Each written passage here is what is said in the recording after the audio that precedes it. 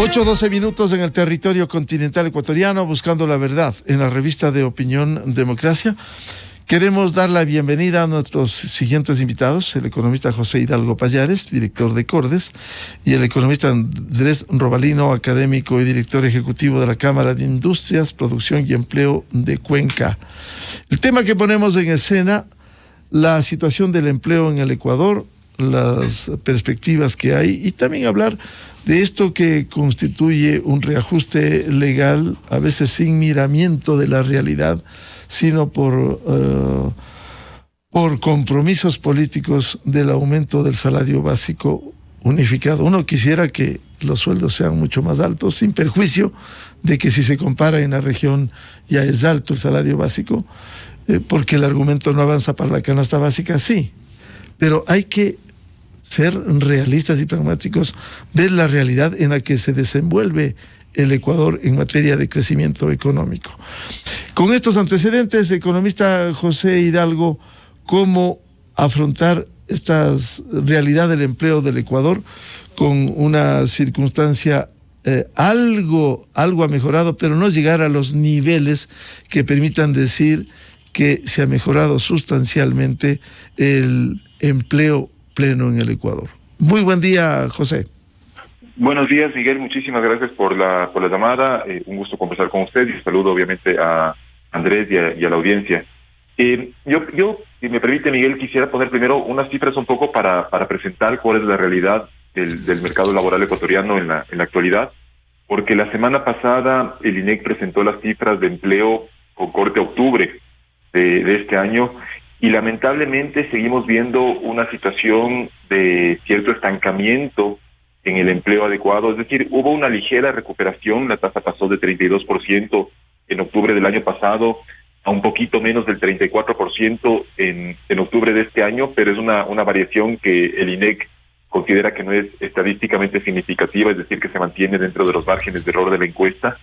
Y más allá de esa leve recuperación en el empleo adecuado, que hace poco conversamos, Miguel, justamente con usted, el empleo adecuado, o para que una persona sea considerada un empleado adecuado, tiene que cumplir dos condiciones básicas: trabajar la jornada legal de 40 horas a la semana y tener ingresos no menores al salario mínimo, o cumpliendo con esa condición del ingreso, trabajar menos horas, pero porque no quiere trabajar más horas. Entonces, el empleo adecuado, que muchas veces se confunde con empleo formal, no es lo mismo. El empleo adecuado y el formal suelen ir de la mano, o al menos hasta hace poco, pero para ser un empleado adecuado no es un requisito ser un empleado del sector formal.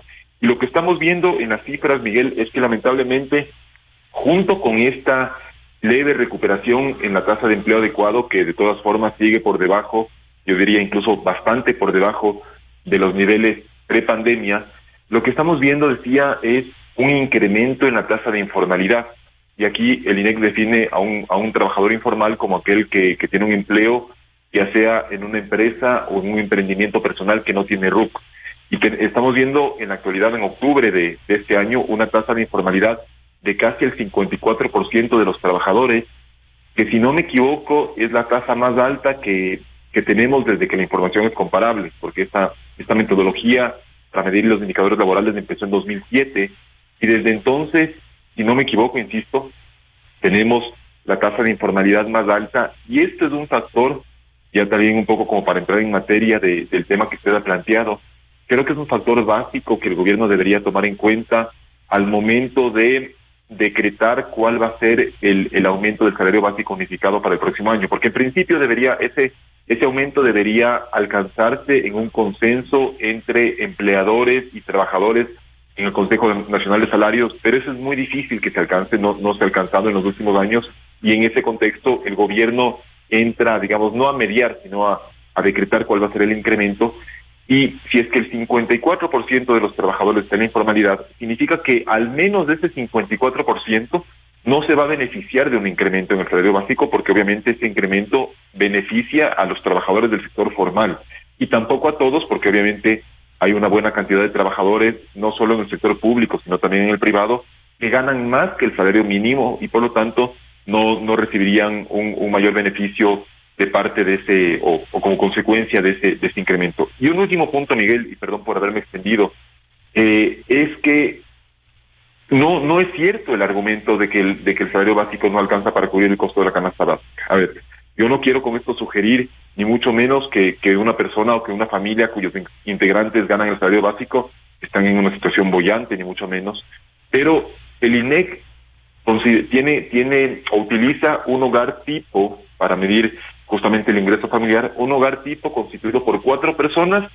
de las cuales 1,6 son perceptores de salario básico. Y entonces con ese 1,6 perceptores de salario básico se tiene un ingreso promedio mensual que, si no me equivoco, está en torno a $790 en la actualidad, que es un monto superior al costo mensual de la canasta básica, que más bien se acerca a los $760. Entonces, obviamente, un salario solo no alcanza para cubrir el costo de la canasta básica, porque la canasta básica es una canasta de bienes y servicios para un hogar de 4 miembros. Entonces, se considera que no trabaja únicamente un miembro de la familia, sino que hay 1,6 perceptores de ingreso. Entonces, no es verdad que el ingreso familiar con salario básico no alcance en la actualidad para cubrir el costo de la canasta, porque más bien, afortunadamente, desde hace algunos años, el ingreso familiar con esta metodología sí alcanza para cubrir ese costo. Bienvenido, Andrés Robalino, académico, director ejecutivo de la Cámara de Industrias, Producción y Empleo de Cuenca. ¿Cómo ve esta situación que estamos viviendo casi al cierre del año, vamos a entrar a diciembre, respecto del empleo y los últimos datos que ha entregado el INEC? Muy buen día. Buenos días, Miguel, José. Buenos días. Primeramente, agradecerles por esta oportunidad de conversar con ustedes. Bueno, realmente lo que indica José es lo correcto en la parte conceptual y práctica de lo que está sucediendo y lo que ha sucedido históricamente en el empleo en el Ecuador. Siempre, penosamente, los gobiernos en el pasado utilizaban la tasa de desempleo como una referencia de decir que el país está bien o está mal, cuando el desempleo en el Ecuador nunca ha sido el problema. El problema sigue siendo la informalidad. El desempleo está en niveles bastante bajos comparados con otros países a nivel latinoamericano, pero el problema del Ecuador siempre ha sido la informalidad y también el subempleo. En el subempleo voy a entrar a conversar, porque en el subempleo entra otro factor, no necesariamente las empresas o el sector productivo, pero en la informalidad sí entra muchos factores, entre lo que tiene que ver con la alta normatividad, la alta regulación que complica la formalidad y hace que sea mucho más sencillo, obviamente, ser informal, y eso afecta al formal, afecta también al cobro de tributos y muchas otras cosas muy negativas. Entonces, el grave problema del Ecuador radica en la informalidad. ¿Cuál ha sido la situación del empleo en estos meses? Pues el empleo adecuado ha ido aumentando, pasando cada 2-3 meses aumentando 2 puntos porcentuales. Eso es positivo, por supuesto, pero lo negativo es que todavía no llegamos a niveles en los que estábamos en el 2008, por ejemplo, Miguel. En el 2008 los niveles de empleo adecuado estaban por el nivel de 45-47%, en algunos casos llegando al 50%, pero luego del 2008 nunca pudimos recuperar esos valores y siempre estuvimos por debajo del 35%, a veces en el 32%, llegamos en pandemia por debajo del 30%, y eso significó que la mayor cantidad de personas que estaban en la formalidad se tuvieron que trasladar a la informalidad.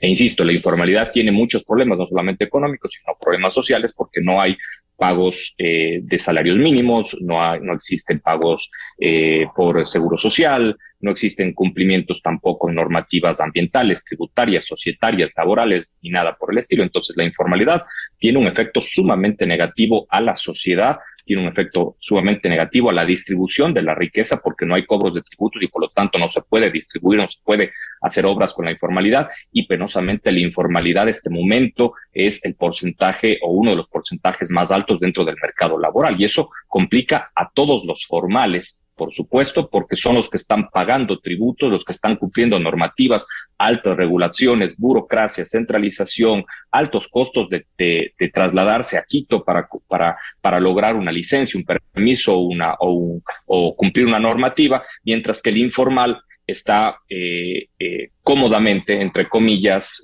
realizando sus actividades ilegales pero sin cubrir y sin cumplir con sus obligaciones como ciudadano y como empresa. Entonces, hay un desbalance completo en la economía y eso tiene que ver mucho con la poca apoyo que ha habido a formalizar no solamente del gobierno nacional, sino también de los gobiernos locales, porque en Cuenca vivimos una burocracia demasiado compleja, mientras que en Cañar, por ejemplo, tener un permiso para construir una industria se demora 30 días, en Cuenca se demora de 2 a 3 años. Entonces, esa situación obviamente complica al formal y el formal decide irse a otras ciudades, afectando obviamente la generación de empleo en la ciudad. Entonces, insisto, el problema de la formalidad y de ayudar a ser formales no solamente es una responsabilidad del Ejecutivo, sino también de las instancias locales. Entonces, la grave situación del Ecuador es que aunque hemos estado creciendo económicamente, pese a que tuvimos esos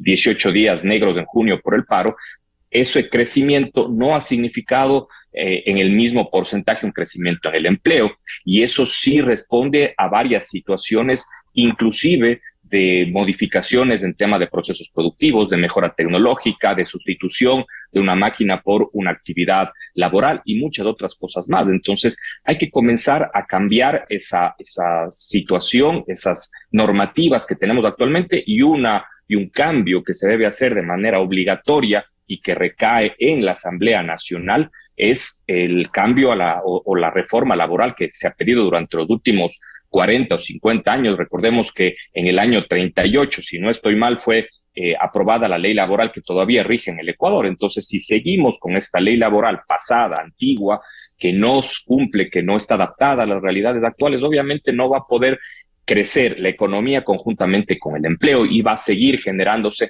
esa alta informalidad que, como digo, tiene una repercusión no solamente económica, sino también social.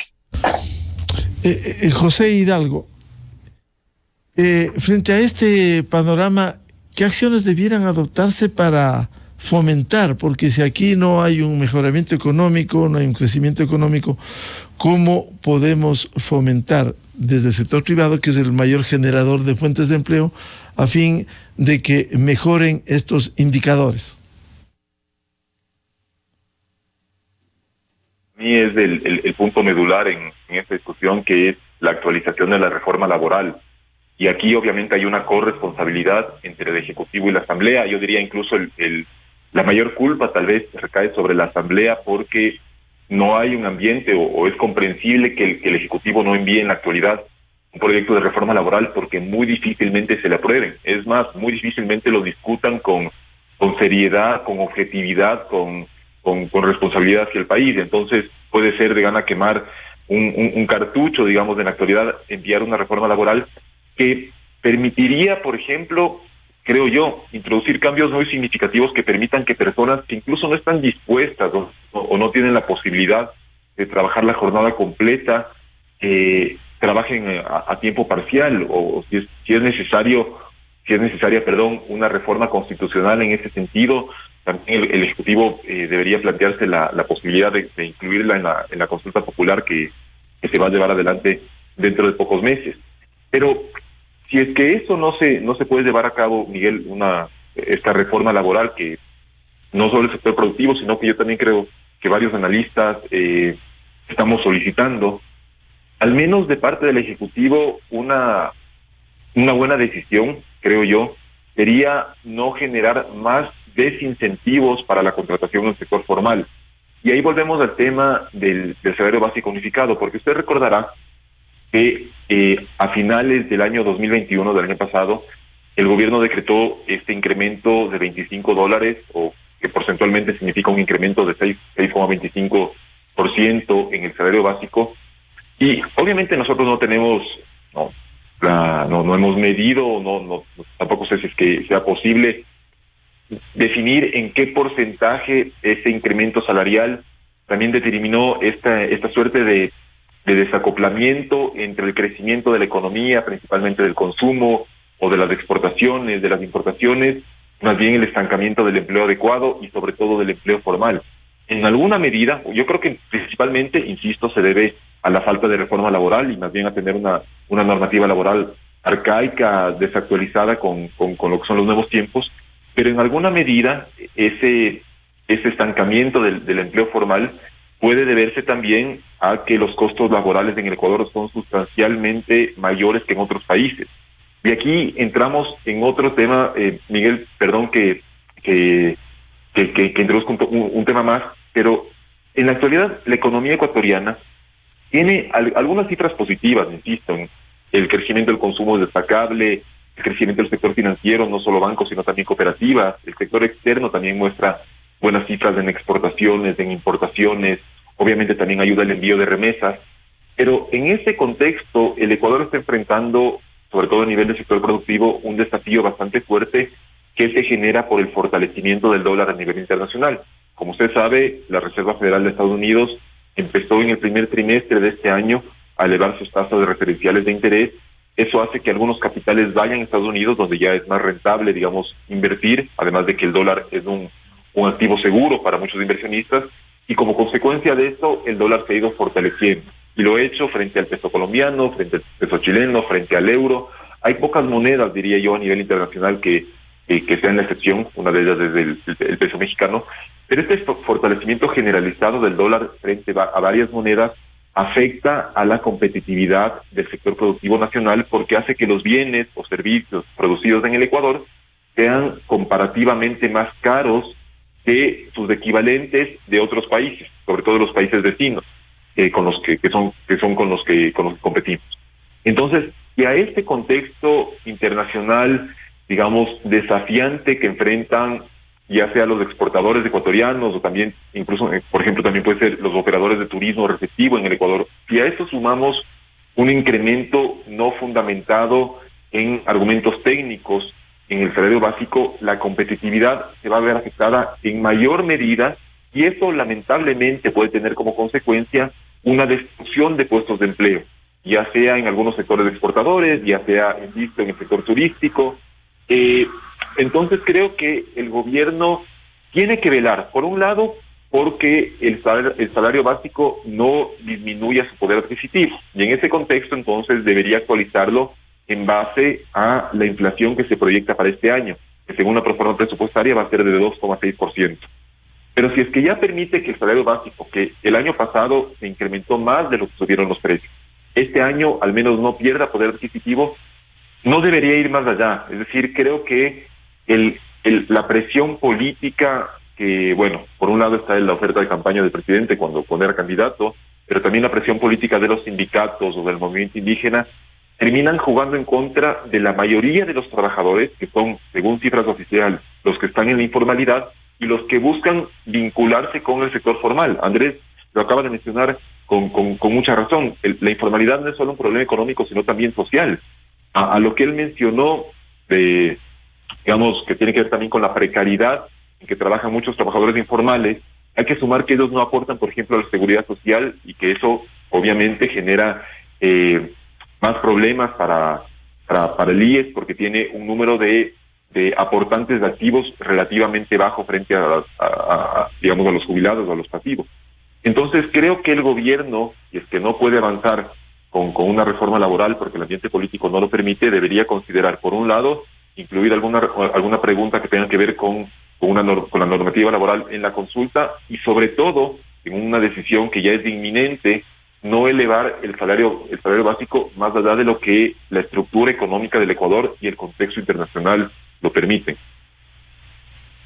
A propósito de lo que señala José Hidalgo, además del tema del empleo, el tema del salario básico unificado, que no se ha llegado hasta el día de hoy a un acuerdo, los tres sectores, primero empleadores y trabajadores, y luego finalmente decidiría el gobierno. ¿Cómo ve este tratamiento del tema del salario básico unificado, Andrés Robalino? Bueno, preocupante porque se toma una decisión no técnica, sino es eminentemente política, como bien indica José, es una promesa de campaña en donde el tomar una decisión tiene que basarse en bases, tiene que tomar bases técnicas, tiene que tomar estadísticas para saber cómo un país competitivamente ha crecido y en base a eso obviamente cargar un mayor o un menor valor al salario mínimo. Penosamente en el Ecuador históricamente entre empleados y empleadores no se han puesto de acuerdo y ha sido el gobierno nacional el que ha tomado la decisión. Así ha venido sucediendo los últimos años y esa es la razón por la cual el gobierno, todos los gobiernos anteriores y este actualmente ha tomado la decisión de aumentar el salario mínimo. Pero debemos estar conscientes de que para que el Ecuador tenga un mayor salario mínimo, pero con respaldo económico debe existir mayor competitividad. Usted, Miguel, tocó un tema importantísimo. El sector productivo es el mayor generador de empleo en el país. Y José habló específicamente de la competitividad. Si es que ese sector productivo, que es el mayor generador de empleo, no le damos competitividad para que genere empleo y aumente sueldos en base al incremento de ventas y de exportaciones, ese crecimiento que va a tomar la decisión por una promesa de campaña del gobierno nacional en el salario mínimo vital, no es un crecimiento sostenible, no es un crecimiento respaldado técnicamente y económicamente, es un crecimiento de promesa de campaña y eso no tiende a generar ningún beneficio económico ni social y eso lo hemos visto cómo se ha venido creciendo el salario mínimo, pero realmente la situación económica del país sigue siendo exactamente la misma, con mejoras, obviamente, hay una clase media mucho más grande, pero sigue existiendo una base sumamente compleja, ese quintil más pobre del Ecuador que todavía no logra resurgir. ¿Por qué? Porque no existe empleo. Si es que no hay empleo, no importa que el salario mínimo aumente, porque está aumentando un porcentaje menor de la población, porque la mayoría no tiene un empleo formal. Entonces no le estoy solucionando el problema, más bien le estoy agravando, le estoy cargando de mayor costo a la empresa, que es la única que tiene esa capacidad de poder generar empleo. Y le voy a poner un ejemplo, Miguel, muy real, aunque saque a relucir lo que está sucediendo en la ciudad de Cuenca. Creo que todos han escuchado, todos hemos leído la situación económica en el tema de empleo que vive la ciudad de Cuenca. Es la única ciudad que ha crecido el empleo adecuado permanentemente. Este momento está alrededor del 47, 46% de empleo adecuado, muy por encima de lo que está sucediendo, está en el 65%, disculpe, el empleo adecuado en Cuenca, muy por encima de lo que está sucediendo a nivel nacional, y eso tiene que ver con la cantidad de industrias que tiene Cuenca y que históricamente así lo ha tenido. Entonces, esa industria lo que genera es mucho más empleo que otras actividades en la ciudad de Cuenca, en la provincia de La Suay. Recordemos que la provincia no es una provincia agrícola, nunca lo hemos sido agrícola, siempre hemos estado atados a la generación de valor agregado, sea joyas, sea sombreros de paja toquilla, sea cerámica. Entonces, la industria es lo que ha generado esa cantidad de empleo adecuado que tiene la ciudad. Hace pocos días en prensa ecuatoriana salió que el promedio de salario básico más alto del Ecuador lo tiene Cuenca. Entonces, lo que debemos comenzar a analizar es que la forma de crear empleo es haciéndole más productivo y más competitivo al país. Si es que no generamos industria competitiva, si es que el sector, si es que el Ejecutivo no genera políticas de competitividad para reducir tramitología, para reducir costos de producción y muchas otras cosas más como la centralización, por ejemplo, lo que se genera no es empleo, sino más bien lo que se incentiva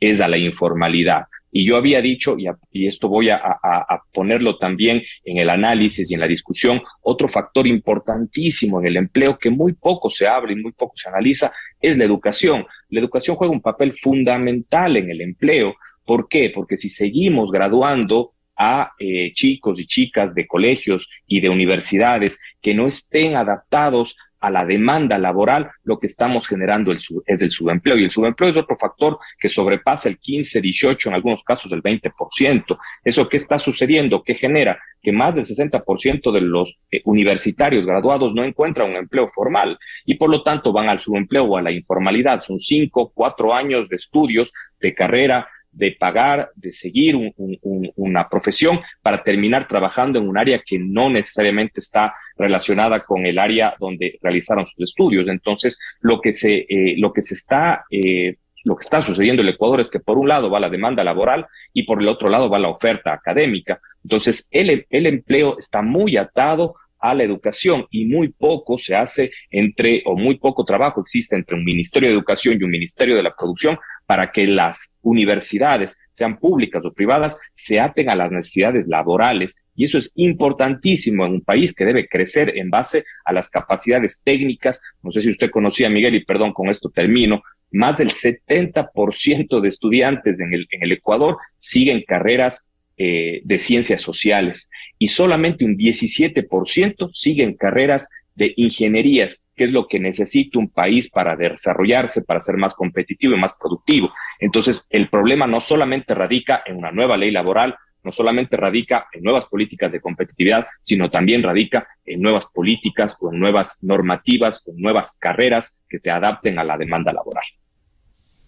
Frente a este panorama, José Hidalgo, los dos temas fundamentales. Si vemos que no hay un despego, no ha despegado el empleo pleno en el Ecuador, y en estas condiciones viene el aumento salarial, ¿cuál es el panorama si es que se va en la misma línea? Creo, y espero no ser demasiado pesimista, Miguel, pero me temo que la consecuencia va a ser seguir viendo tasas de empleo adecuado menores o bastante menores que las que teníamos antes de la pandemia, y tasas de informalidad más altas que las que teníamos antes de la pandemia. Entonces, la consecuencia va a ser una minoría de trabajadores favorecida por un incremento no fundamentado en un argumento técnico del salario básico unificado, y una mayoría de trabajadores a los cuales se les va a complicar aún más la búsqueda de un empleo en el sector formal. Entonces, un punto que es lamentable es que en la discusión salarial usualmente tienen voz los empleadores, los trabajadores que están representados en los sindicatos, pero no tienen voz ni los desempleados ni los trabajadores informales. Y no solo la reforma laboral, sino también cualquier política o decisión que tenga que ver con el salario básico debería incorporar a esos actores también en la conversación, porque ellos son los que se verían, por ejemplo, creo yo, perjudicados de un nuevo incremento no técnico en el salario básico, porque, insisto, se les complicaría aún más la búsqueda de un trabajo en el sector formal, y ellos son también los que podrían verse beneficiados de una reforma laboral que flexibilice la contratación, sin que esto signifique, obviamente, irse en contra de ningún derecho adquirido de los trabajadores, ni mucho menos. Entonces, ¿cuál va a ser la consecuencia de un nuevo incremento, digamos, de $25 otra vez? Creo yo que, insisto, vamos a ver tasas de empleo adecuado todavía bajas, tasas de informalidad altas, y ojalá no, porque este sería la peor consecuencia, una destrucción de puestos de trabajo en sectores cuya competitividad se vea afectada en tal magnitud que ya se vuelvan muy poco competitivos a nivel internacional. Entonces creo que son todos los factores que, más allá del tema político, el gobierno tiene que considerar o que tener en cuenta al momento de decidir cuál va a ser el incremento del salario básico el próximo año, que además, insisto, yo sí creo que tiene que haber una protección, digamos, del poder adquisitivo, aunque este año el poder adquisitivo haya crecido más que haya crecido porque el salario creció más que los precios, pero sí ha habido años en los cuales, si no me equivoco, no me acuerdo si fue 2019, 2020, dado que se proyectaba una inflación negativa, el gobierno no decretó ningún aumento en el salario básico. Me parece que fue cuando estaban ya en $400, que permaneció en $400, y obviamente es una decisión políticamente costosa. No digo que sea fácil, e insisto, para este año en el cual sí se proyecta una inflación de 2,6%, yo creo que ese debería ser el incremento tope. Pero finalmente un gobierno no está para tomar siempre decisiones populares, sino también las que permitan que la economía en su conjunto, y sobre todo que la mayoría de los trabajadores que en la actualidad están en informalidad, tengan un escenario mejor para vincularse con el sector formal. Andrés Romalino, ¿cómo ve este panorama con estas condiciones? No hay un sustancial mejoramiento del empleo pleno, y por otro lado esta perspectiva del incremento del salario básico. Bueno, realmente complejas en la parte, insisto, en la parte social. Hay muchas cosas por hacer, pero no solamente tiene que ver con el aumento de un salario mínimo vital, la mejora de una situación o del mejor acceso económico que pueda tener una persona. hay mucho trabajo que se debe hacer. El gobierno tiene que comenzar a solventar sus problemas también en la inversión social, en la inversión de infraestructura. Eso va a generar empleo. Recordemos que uno de los mayores generadores, uno de los más importantes generadores de empleo de un país también es la obra pública. Se tiene que reactivar. Ojalá que en el 2023 eso pueda darse en obras de infraestructura, en obra social, como dije, también en educación. Obviamente hay que mejorar muchísimo la educación del Ecuador. Entonces hay muchas cosas que el gobierno, el ejecutivo puede ejecutar, pero al mismo tiempo también se espera, aunque se ve bien difícil, eso sí, creo que casi todos los ecuatorianos somos muy pesimistas en lo que la Asamblea Nacional pueda ejecutar realmente en los siguientes meses o siguientes años. Hay que estar muy atentos al trabajo que realiza la Asamblea Nacional y por supuesto es un proceso que tiene y que requiere un trabajo conjunto entre el sector público, el privado, la academia y lo que debemos seguir obviamente trabajando entre todos. Bien, muchas gracias por aportar a este debate sobre las perspectivas del empleo en el Ecuador y el aumento del salario básico unificado que se prevé resolver este mes de diciembre. A José Hidalgo, director de Cordes, y Andrés Robalino, de la Cámara de Industrias, Producción y Empleo de Cuenca, muchas gracias su participación esta mañana en la revista de Opinión Democracia. Muchísimas gracias. Muchas gracias, hasta luego. Muy amable. Buscando la verdad en la revista de Opinión Democracia. Vamos a una pausa publicitaria, 8:43 en el territorio continental ecuatoriano, y luego volvemos. Tenemos previsto un diálogo con el director del Instituto Geofísico de la Escuela Politécnica Nacional, el ingeniero Mario Ruiz, para hablar sobre la actividad del Cotopaxi. Miguel Rivadeneira en la revista de Opinión Democracia. Inicio de espacio promocional y publicidad.